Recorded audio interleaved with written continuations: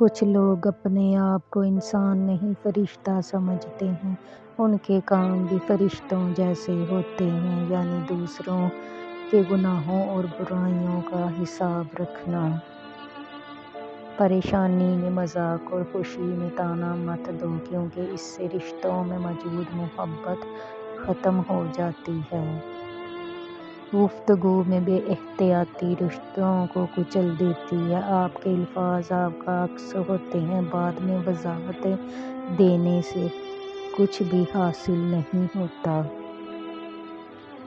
جو کسی کا برا نہیں چاہتے، ان کے ساتھ کوئی برا نہیں کر سکتا، یہ میرے رب کا وعدہ ہے۔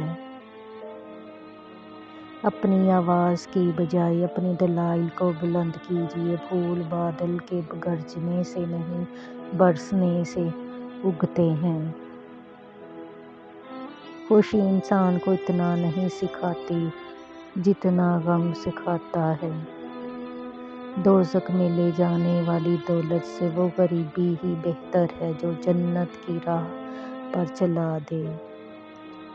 کبھی کبھی جو لوگ ہمیں بیوقوف سمجھ رہے ہوتے ہیں، دراصل ہم ان کی ہوشیاریوں کو نظر انداز کر رہے ہوتے ہیں۔ سانپ کو ساری عمر بھی شہد چٹائیں تو بھی وہ زہر تھوکنا نہیں چھوڑتا، اسی طرح کچھ لوگوں پر چاہے کتنا ہی فلوس لٹائیں، وہ ڈسنے سے باز نہیں آتے، کیونکہ فطرت نہیں بدلتی۔